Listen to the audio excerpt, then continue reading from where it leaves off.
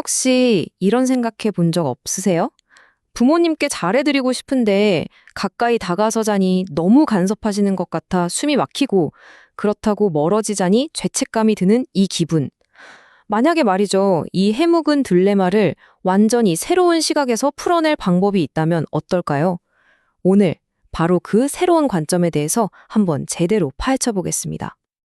아마 많은 분들이 딱 이 문장에 공감하실 거예요.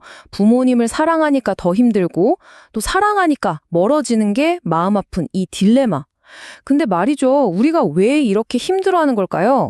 어쩌면 우리가 가족이라는 관계 자체를 처음부터 잘못 이해하고 있었던 건 아닐까요? 자, 그럼 그 해법이 뭐냐? 그 첫걸음은요, 생각이 좀 과감해야 합니다. 우리가 너무나 당연하게 여겼던 가족이라는 개념 자체를 완전히 뒤집어 보는 거예요. 부모와 자식 관계의 본질을 새롭게 정의하는 것. 여기서부터 우리가 알던 모든 게 완전히 달라지기 시작합니다. 핵심은 이거예요. 가족이라는 단어에서 오는 그 무거운 책임감 있잖아요. 그걸 잠시 내려놓고 인연이라는 개념으로 바꿔서 생각해 보는 겁니다. 피를 나눴다는 이유만으로 평생 짊어져야 하는 관계가 아니라 자연히 각자에게 준 특별한 임무를 다하기 위해 만난 사이라는 거죠. 정말 흥미로운 관점이지 않나요? 이게 진짜 중요한 포인트인데 부모의 역할이 그냥 끝없이 퍼주는 게 아니라는 거예요. 딱 정해진 임무, 미션 같은 거라는 거죠. 그리고 그 미션에는 명확한 끝이 있습니다. 심지어는요, 아주 구체적인 나이까지 딱 정해줍니다. 자연의 법칙에 따라 3 곱하기 7의 성장 주기가 끝나는 나이, 바로 21살. 이 숫자가 부모와 자식 관계의 거대한 전환점이 되는 겁니다. 자, 아마 이 부분이 가장 충격적일 수 있어요. 21살 넘은 자식을 계속 돕는다? 그건 사랑이 아니라 자식 인생에 간섭하는 거래요. 그리고 진짜 무서운 건 그 간섭 때문에 생기는 모든 문제의 대가, 그 업을 결국 부모가 짊어지게 된다는 경고입니다.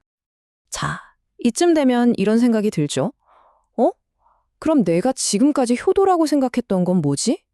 어쩌면 우리가 정말 좋은 뜻으로 했던 그 많은 행동들이 사실은 잘못된 방식이었을 수도 있다는 거죠. 한번 볼까요? 여기 한번 보세요. 자주 찾아뵙고 비싼 선물 사드리고 아프시면 막 희생적으로 간병하고 어때요? 다들 저거 착한 자식이 하는 건데 싶죠? 그런데 만약 이 모든 행동이 근본적으로 잘못된 효도였다면 어떨까요? 이 말이요, 우리가 생각했던 돌봄의 개념을 그냥 와르르 무너뜨립니다. 부모님이 진짜 마음 아픈 건 자식이 옆에 없어서가 아니래요. 자기 인생 하나 제대로 못 살고 헤매는 모습을 볼 때라는 거죠. 다시 말해서 부모님의 건강은 자식의 독립에 달렸다는 겁니다. 의존이 아니라요. 와, 충격적이죠. 자, 그럼 도대체 진짜 효도는 뭘까요? 여기서부터 생각의 판이 완전히 뒤집힙니다. 효도는요, 더 이상 부모님의 은혜를 갚는 행위가 아니에요. 바로 나 자신의 성공 그 자체가 되는 겁니다. 이 표를 보면 그 차이가 확 들어오죠. 돈이나 선물로 보답하는 게 아니라 내가 사회에서 빛나는 삶을 사는 것. 맨날 전화하고 찾아뵙는 게 아니라 다른 사람들한테 존경받는 사람이 되는 것. 아프실 때 옆에서 밤새 간호하는 게 아니라 내 인생을 즐겁게 사는 것. 효도의 개념이 진짜 180도 확 바뀌는 거죠. 결국 이겁니다. 당신이 성공해서 멋지게 사는 모습. 그게 바로 우리 부모님이 평생 일궈온 삶이 성공했다는 최고의 증거가 되는 거예요. 자, 그러면 아니? 그럼 부모님이랑 아예 담 쌓고 살라는 소리야? 이렇게 생각하실 수 있어요. 절대 아니죠. 중요한 건 연락을 하는 목적이랑 타이밍을 완전히 다시 생각해야 한다는 겁니다. 그럼 언제 연락해야 할까요? 놀랍게도 딱 2번이래요. 부모님한테 연락해서 도움을 구해야 하는 순간이요. 재밌는 건 이 2순간이 완전히 정반대 상황이라는 거예요. 내가 정말 힘들 때, 내 힘으로 안 될 때 제일 먼저 부모님을 찾아가라는 겁니다. 왜냐?